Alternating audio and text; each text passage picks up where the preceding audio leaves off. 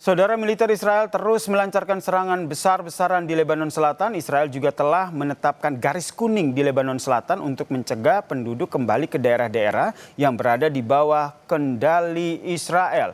Apakah tindakan Israel itu bakal berdampak pada perundingan damai Amerika Serikat dan juga Iran yang tengah berlangsung? Karena Iran sendiri memang mensyaratkan agar kesepakatan damai ini termasuk mencakup penghentian perang di Lebanon. Kami membahasnya bersama dengan pengamat Timur Tengah, Badan Riset dan Inovasi Nasional, Mas Nostalgiawan Wahyudi, dan juga peneliti senior Indo-Pacific Strategic Intelligence, Mbak Fauzia G. Cempaka Timur yang telah bergabung bersama kami di Kompas Petang. Selamat petang semuanya. Selamat petang Mas Yaser. Saya ke Mas Wawan dulu. Mas Wawan melihatnya apa sebenarnya serangan yang terus dilakukan? Memang selama ini kita melihat bahwa Israel terus membombardir wilayah Lebanon Selatan. Tapi sekarang sudah ada yellow line, begitu, garis kuning yang ditetapkan. Menurut Anda, apa yang mendorong Israel untuk ingin banget menguasai Lebanon Selatan?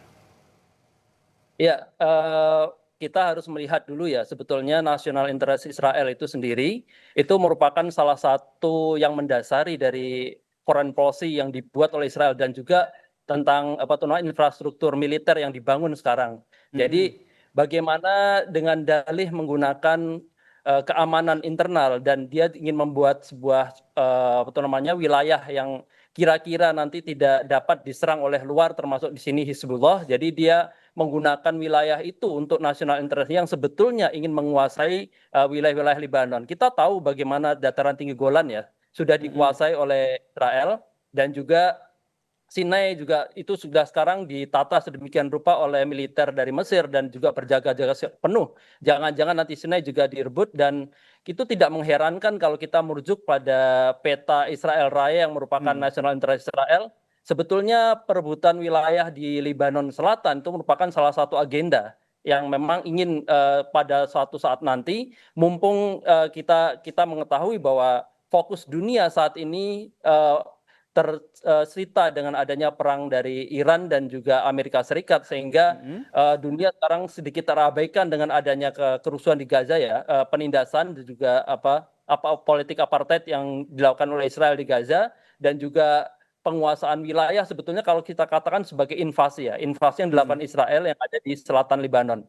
Dan ini yang cukup mengkhawatirkan kita. Dan itu mengapa selama ini bisa saya katakan itu duri dalam daging, dalam arti kalau saya melihat ya, di antara perdamaian yang mungkin sekarang sedang dibicarakan antara Iran dan Amerika Serikat, dengan adanya Israel tidak ikut dalam perundingan perdamaian, negosiasi perdamaian antara Iran dengan Amerika Serikat, dan ini yang menyebabkan Israel lebih leluasa. Dan ketika negosiasi ini berhenti dan kembali pada perang, itu sangat dikhawatirkan nanti adanya kembali perhatian dunia terhadap Gaza dan juga invasi yang dilakukan Israel di selatan Lebanon. Dan ini yang afirmatif.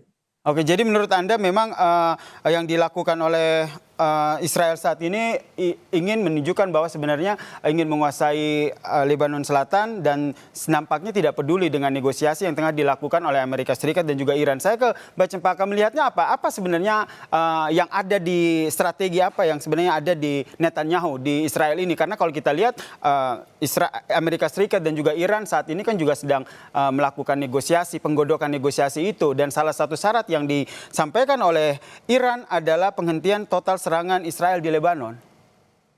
Iya betul Mas. Jadi memang karena kita tahu Mas Yaser bahwa salah satu syarat yang diminta adalah terkait dengan tidak hanya di Lebanon tapi juga di beberapa front yang ada di Timur Tengah begitu. Tapi kita tahu juga bahwa memang Hizbullah sendiri memiliki kedekatan begitu ya sejak perang sebelum bahkan perang antara Iran, Amerika Serikat dan Israel ini terjadi begitu Mas. Saya melihatnya bagaimana bahwa saat ini meskipun terjadi ceasefire dan gencatan senjata bahkan negosiasi antara juga Lebanon dan juga Lebanon dan Amerika Serikat dan juga bersama Israel saat ini, tetapi dampak dari perang atau serangan yang dilakukan Israel di Lebanon saat ini itu tagihannya ke Iran juga begitu. Kita lihat bagaimana setiap roket yang ditembakkan oleh Israel dan dibalas oleh Hezbollah, ini membuat biaya politik, diplomatik, dan ekonomi nantinya yang menjerat Iran dan Amerika Serikat ini juga semakin besar. Dan bahkan mungkin pintu yang kita mungkin dengar dari Menteri Luar Negeri Amerika Serikat bahwa saat ini negosiasi sudah hampir 95%, Mhm. mungkin bisa menurun kepercayaannya. Karena dalam konteks ini perang yang terjadi antara Hezbollah dan Israel sendiri masih terjadi, dan bahkan Israel juga menggunakan, Zionist Israel menggunakan tindakan-tindakan yang bahkan juga menekan dari hukum humaniter internasional sendiri, Mas. Oke, sehingga dampaknya ke Iran ini akan seperti apa? Karena kalau kita lihat selama ini kan strategi Iran ini kan merespon setiap serangan. Kalau bisa dikatakan sekutunya lah, Hizbullah ini diserang terus-menerus oleh Israel, langkah apa yang menurut Anda nanti akan diambil oleh Iran? Saat ini tentu yang diinginkan oleh, kita lihat ada 2 step yang memang disampaikan oleh Iran saat ini, yaitu yang pertama adalah membuka Selat Hormuz terlebih dahulu. Mhm.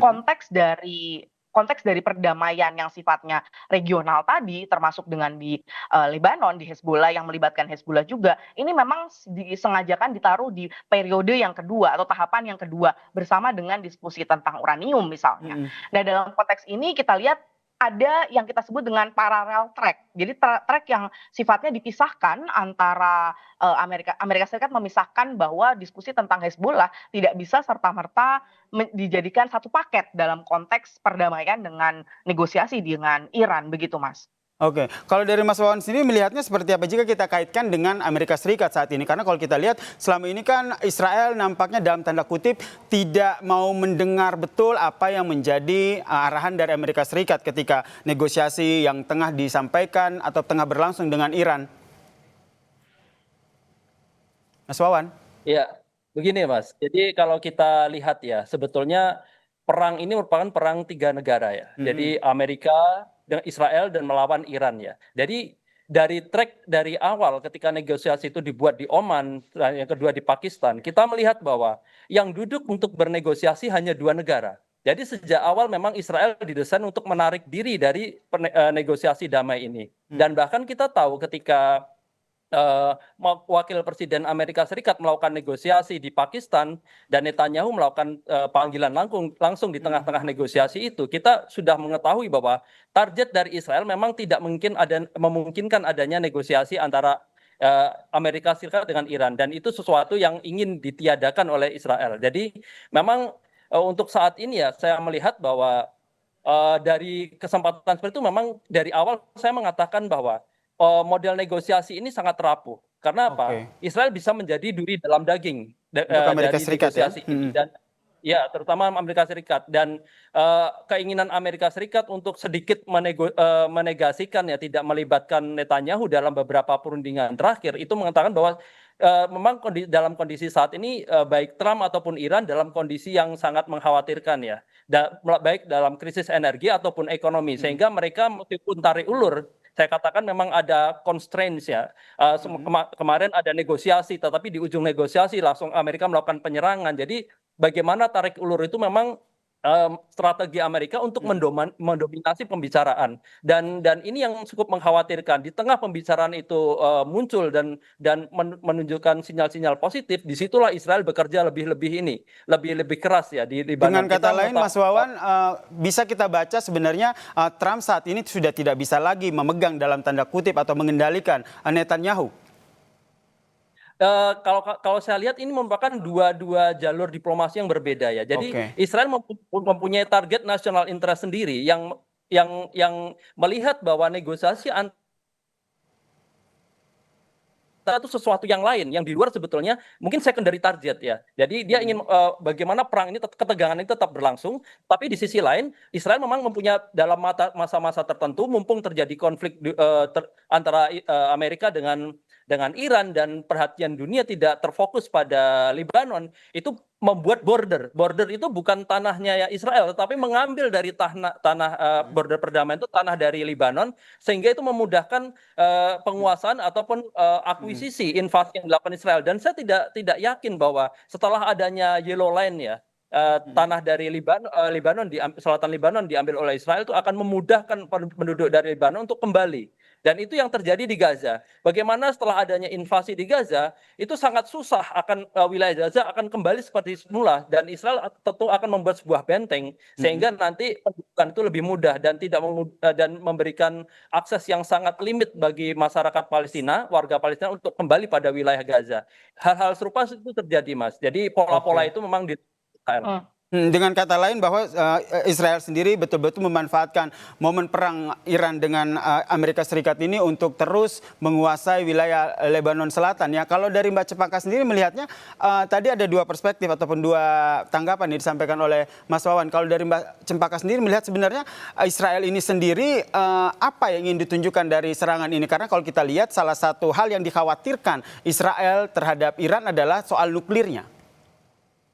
Betul Mas, karena kalau kita lihat Mas Yasser, salah satu statement yang disampaikan oleh Arakci misalnya di beberapa hari yang lalu terkait dengan 2 poin utama yang diajukan untuk sebagai dimasukkan ke dalam agreement saat ini yang sedang digodok bersama Amerika Serikat adalah terkait klausul perlindungan terhadap Hezbollah untuk dimasukkan secara direktif langsung di MOU yang akan dibuat di Islamabad dalam konteks Islamabad MOU memorandum ini. Yang kedua adalah terkait dengan resolusi dengan Lebanon.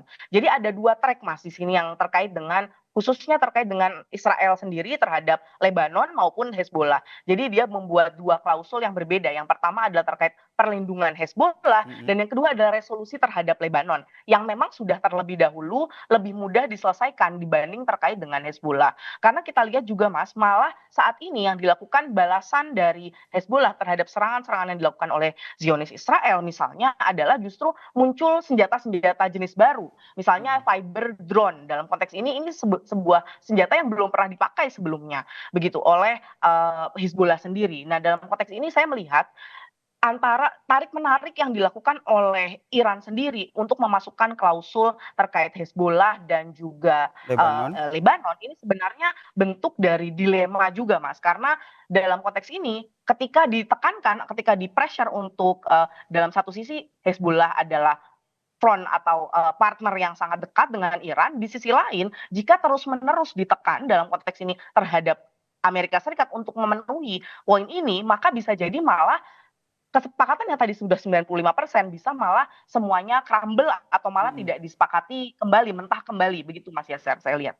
Sehingga pertanyaan selanjutnya dengan bisa dikatakan kedua belah pihak ini sama-sama punya posisi tawar yang kuat begitu. Dengan kondisi saat ini kira-kira mana yang akhirnya menurunkan egonya? Mbak Cempaka, sebenarnya kalau kita lihat kita masih menunggu ya sebenarnya apa respon dari Iran terkait dengan Israel yang terus menyerang, membombardir Hizbullah. Tapi kalau dari kacamata Anda sebenarnya selama ini Iran sendiri membantu Hizbullah itu dalam bentuk apa? Bisa termasuk dalam membantu stok persenjataan Hizbullah? Betul Mas, jadi memang kita lihat membantu bahkan persenjataan kita membandingkan antara persenjataan yang dimiliki oleh militer Lebanon dengan yang dimiliki oleh Hezbollah sendiri itu sebenarnya lebih besar yang dimiliki oleh dan lebih modern yang dimiliki oleh Hezbollah begitu. Dalam konteks lain misalnya kepemilikan yang lebih besar sebenarnya hanya dalam bentuk tank misalnya. Hanya tank dalam konteks tank saja, di mana kepemilikan militer Lebanon lebih besar dibandingkan Hezbollah. Sedangkan di sisi lain dalam konteks drone misalnya, misil balistik dan lain sebagainya, itu sebenarnya lebih banyak dimiliki dan disupport tentunya oleh Iran begitu terhadap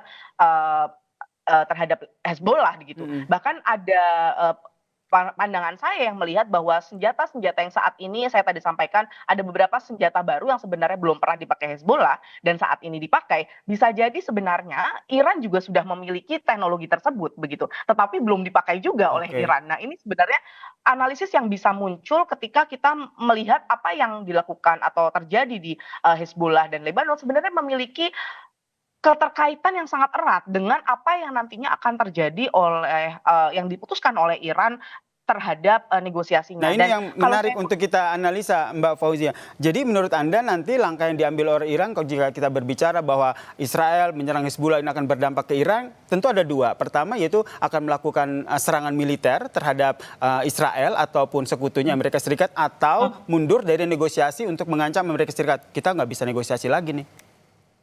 Ya. Kita harus lihat juga Mas, kenapa misalnya pertanyaannya, kenapa kok Iran begitu ya, mendorong adanya negosiasi yang memasukkan Hezbollah. Dan di sisi lain kita juga tanya kenapa kok Israel selalu nagging atau merusak negosiasi ketika ini sudah hampir sepakat begitu ya antara Amerika Serikat dan Iran sendiri. Dan tidak hanya saat ini tapi juga di beberapa waktu di tahun yang lalu begitu.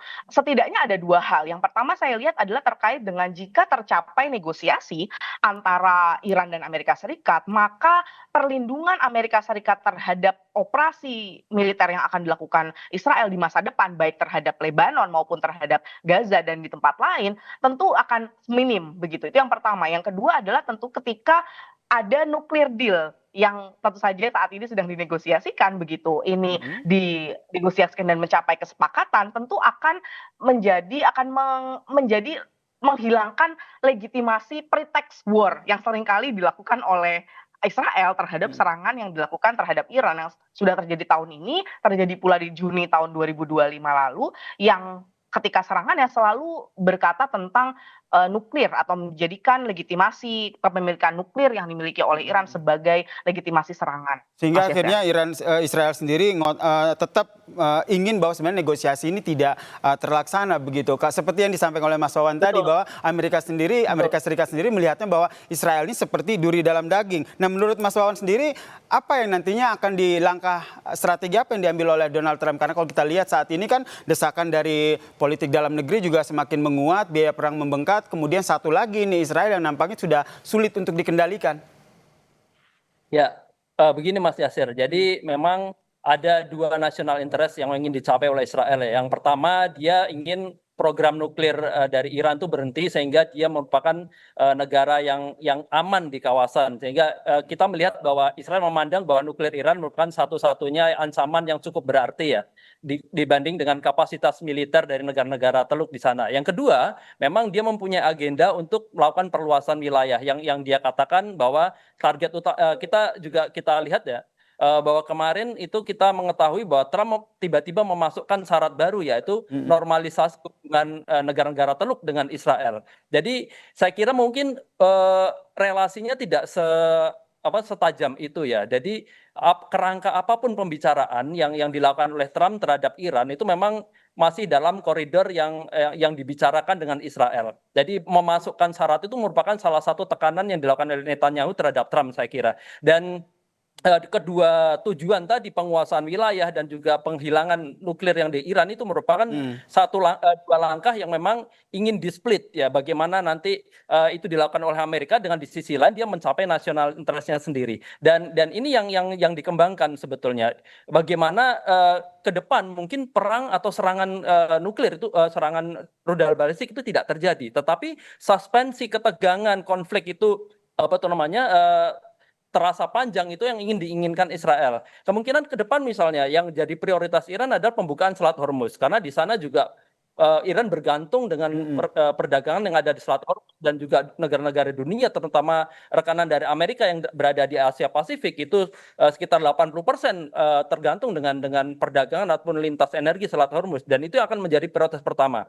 Sedangkan misalnya itu nanti perdamaian itu terjadi nanti konflik yang ada di Israel di Lebanon ketika itu tidak dilakukan maka pressure yang kedua kemungkinan Amerika saya kira tidak akan membela Iran pada titik ini, tetap akan membela Israel dalam tanda kutip ya, sehingga satu tujuan yaitu pembukaan Selat Hormuz tercapai, tapi tujuan lain dari politik Israel saya kira Israel tidak akan mundur untuk melakukan penyerangan terhadap Libanon ataupun negara-negara dengan apapun, dan setelah ini mungkin Suriah yang paling dekat dengan konflik dengan dataran tinggi Golan, dan saya kira maintaining konflik yang dilakukan Israel itu tetap berjalan sehingga pada sisi lain mungkin dari perang Iran dan Amerika Serikat itu akan sedikit mereda, tetapi ketegangan itu tetap terjadi karena kita melihat bahwa tidak ada trust sama sekali dalam negosiasi yang terjadi pada saat ini antara Amerika dengan Iran. Nah, karena kalau kita lihat sekarang itu kan Iran sendiri kan sudah mulai bisa dikatakan melonggarkan ya aturan di Selat Hormuz. Ada beberapa kapal yang sudah bisa melintas nih. Nah, dengan kondisi seperti ini Iran kalau kita lihat kan Iran selama ini menjadikan Selat Hormuz ini sebagai kartu asnya begitu. Apakah akan digunakannya lagi untuk mengancam Israel melalui Amerika Serikat? Tentu, tentu. Jadi ke depan Iran sangat tahu ya, dan kita tidak boleh lupa bahwa Iran itu akan berperilaku sangat rasionalis dengan foreign policy-nya, dan dia mempunyai national interest, dan dia sangat menyadari betul bahwa Selat Hormuz merupakan satu-satunya non militer yang bisa dipegang dan mempengaruhi secara diplomatik, dan bahkan bisa mendikte negara-negara seluruh dunia termasuk Amerika tidak bisa berkutik. Namun pada sisi lain ya, Iran sangat cerdik. Jadi dia memberikan akses yang prioritas ya, yang khusus untuk kita dan Rusia untuk bisa melewati itu, di mana Iran mendompleng dari penjualan perdagangan atau penjualan energi melalui kapal-kapal yang diakses oleh Rusia dan Cina, saya kira, dan itu juga tidak serta-merta bisa disekat oleh Amerika karena akan memperhitungkan dampak diplomatik ke depan antara Amerika dengan Cina dan juga Rusia. Dan ini yang mungkin akan dipegang. Jadi kalau saya melihat memang pembicaraan ini memang mengarah ke sana, tetapi suspensi akan tampak. Bahkan ketika mungkin perdamaian akan titik temu dari negosiasi itu mungkin akan tercapai, namun akan selalu ada kejutan, saya kira. Itu Dan kejutan terjadi pada itu Oman, kemungkinan terjadi pada besar Pakistan. dan kejutan itu kemungkinan besar akan hadir ataupun datang dari Israel begitu ya. Seperti yang tadi dikatakan Mas Wawan, tadi kan Israel sebenarnya kan ada 2 poin, yaitu nuklir Iran terhenti dan juga perluasan wilayah Lebanon. Kalau Israel sendiri terus ngotot ingin mendapatkan 2 hal tersebut, menurut Mbak Cempaka sendiri kira-kira siapa yang bisa menghentikan kemauan dari Israel ini, di saat kita lihat Amerika Serikat sendiri juga tidak mau mengunci Israel banget. Iya, saat ini yang kita lihat Mas, sebenarnya tadi kita bicara tentang Selat Hormuz tadi disampaikan oleh Mas Wawan.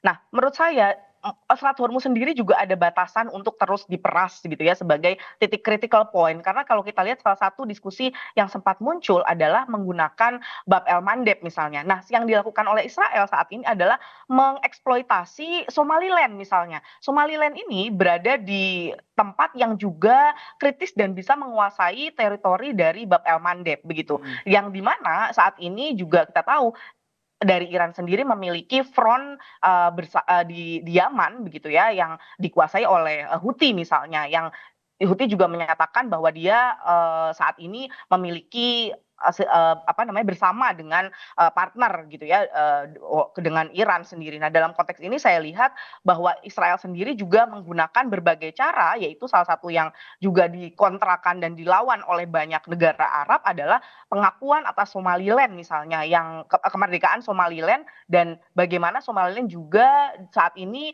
digunakan sebagai alat jika nantinya perang bereskalasi dan memaksa tidak lagi bisa menggunakan kartu Selat Hormuz dan harus menggunakan kartu Bab el Mandeb begitu. Dan saat ini Israel pun sudah mempersiapkan kartu untuk melawan penguasaan Bab el Mandeb, di mana menggunakan Somaliland itu sendiri, Mas. Oke, ini yang masih kita cermati bagaimana langkah yang diambil oleh masing-masing negara. Kalau dari Mas Wawan sendiri melihat, saya membahasakannya ini sepertinya ini bukan garis linear begitu, tapi ini saling berhubungan seperti benang kusut begitu. Nah, kalau kita ingin merelai benang khusus ini, kira-kira siapa yang harus mengambil peran terlebih dahulu di antara ketiga negara ini? Ya, jadi begini ya, untuk kalau kita harus mencermati antara 3 negara ya, Israel, Iran dan juga Amerika Serikat. Untuk saat ini national interest Israel memang sangat tidak menghiraukan apa yang dinamakan pelanggaran terhadap hukum internasional. Dan bahkan sekarang di PBB sendiri sudah memberikan red label ya kepada Israel sebagai negara yang cukup ditekan ya. Bahkan setuju bahwa Netanyahu juga menjadi salah satu pemimpin yang memang telah mencederai hak asasi manusia ya, dia melakukan genosida dan segala macam.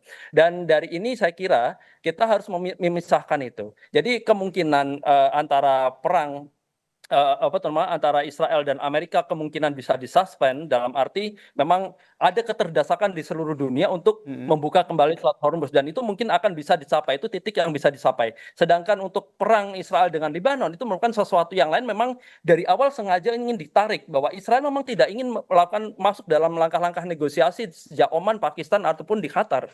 Itu menandakan bahwa serangan Israel terhadap Lebanon merupakan sesuatu yang lain, target nasional interest yang memang ingin dicapai dan tidak ingin dinegosiasikan, dan itu merupakan salah satu yang strategi dari Israel untuk lepas dari kekangan misalnya negosiasi. Seandainya Israel ikut dalam negosiasi di Oman, terus negosiasi di Pakistan ataupun di Qatar, maka dia akan terbelenggu.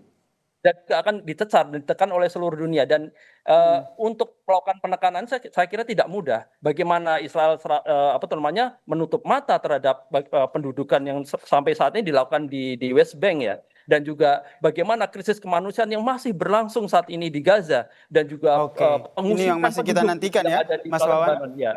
Kita masih menantikan sebenarnya eskalasi apa yang terjadi dan juga sebenarnya langkah-langkah strategi militer apa yang dilakukan baik Iran, Amerika Serikat, Israel maupun Iran. Terima kasih Mas Nostalgiawan dan juga Mbak Cempaka Timur telah berbagi perspektifnya di Kompas Petang. Salam sehat semuanya. Terima kasih Mas Yaser. Terima kasih.